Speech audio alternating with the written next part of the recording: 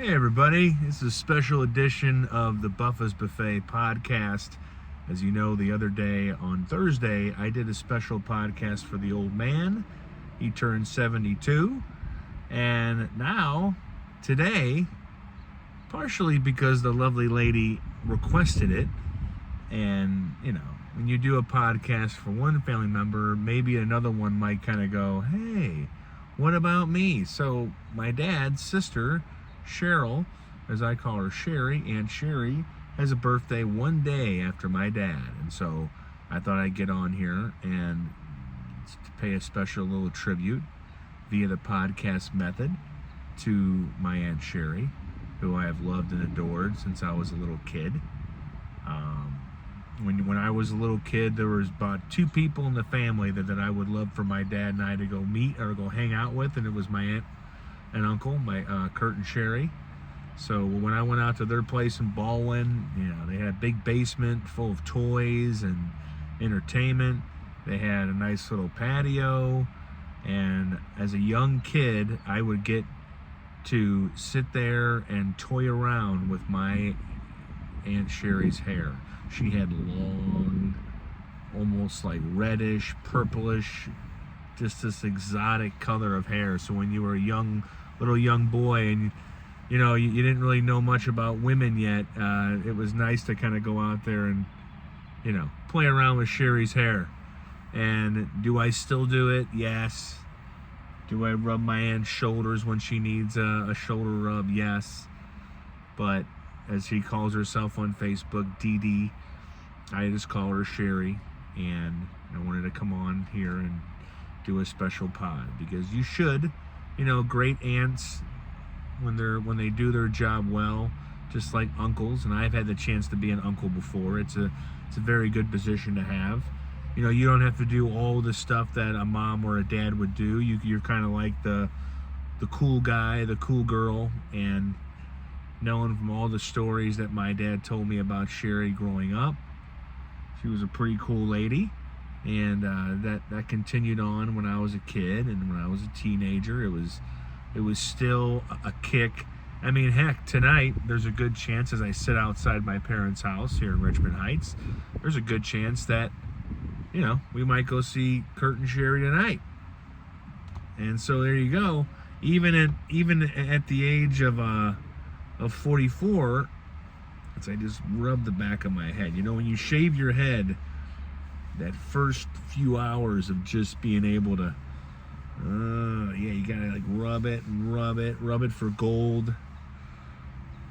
But even at 44, there's a good chance that my dad and I might go out to my aunt and uncle's house tonight and hang with them. There's a good chance if we do, there'll be some Uncle Bill's digested, South County Uncle Bill's, not the one that just opened.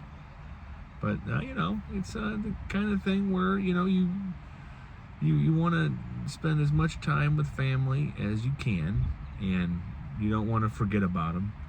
I think one of the things that life can do as you get older is you just you get so busy. Like today, I just got done driving Uber. I have a day job Monday through Friday, and it's easy to kind of let a year go by or 6 months go by, and all of a sudden, you know, you're older, they're older, what's everybody doing? So it's nice to stay in touch with family, because one day they will be gone. One day, you know, you're gonna want to. I'm gonna want to go out to Kurt and Cheri's, and there's gonna be nobody at Kurt and Cheri's, except for maybe a different family, and they're not gonna be as cool as my aunt and uncle. There's Uncle Kurt. You know, if you know my Uncle Kurt, or he's just, you know, he could be a cantankerous old man. He bitches and moans about stuff. He's hilarious. He used to hanging around him and my dad when I was a kid was like hanging around a couple comedians. It's like hanging around, you know, George Carlin and Richard Pryor, you know, a couple old cranky comedians, you know, maybe Don Rickles and George Carlin. My dad could be Don Rickles, and my Kurt could be George Carlin. He kind of looked like, a little bit like a tall George Carlin. But then, you know, hanging with them and then getting to go home after they just in the front seat, and I'm in the back seat like, lots of curse words. Don't repeat those. And then to go home back to the house to see Cheri was kind of like a nice little thing. And it still is, it still is. But she messaged me last night. She's like, yeah, because I texted her a happy birthday. Her birthday is yesterday, so this is going to be a day late. But she's like, am I going to get a special podcast? And I was like, well, now that you requested it, how can a nephew say no? So I wanted to get on here and just for, 6 minutes. Because you got to think about it this way. This is better than getting a Hallmark card. Something that somebody else wrote. You're going to sign, love you, Cheri.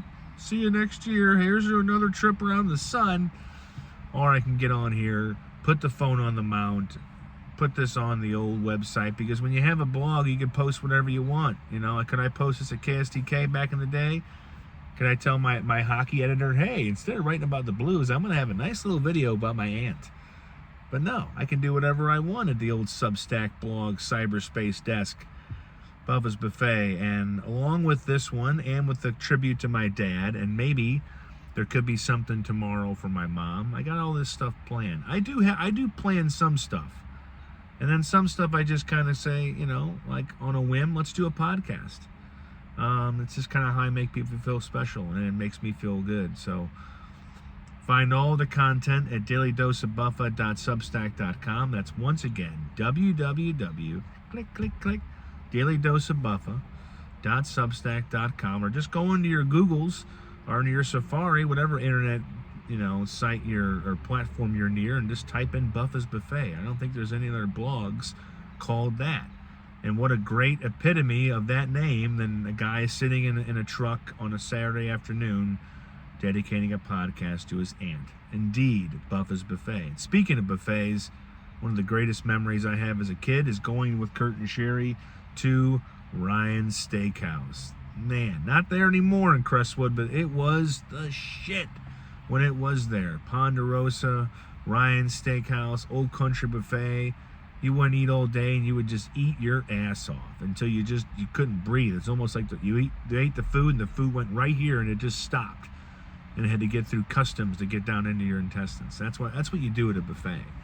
But those are the kind of memories I have of Cheri and Kurt and my dad and I out doing stuff. So I love you, Cheri. Love all your aunts. Make sure they know they're special, because as they get older and they start to feel that people are just forgetting about them, it's a good way to let them know they're not forgotten. So have a good one, everybody. Be kind to everybody. Be nice to your family, the ones that you like, the ones that you tolerate, and the ones that you don't, well, no podcast videos for them.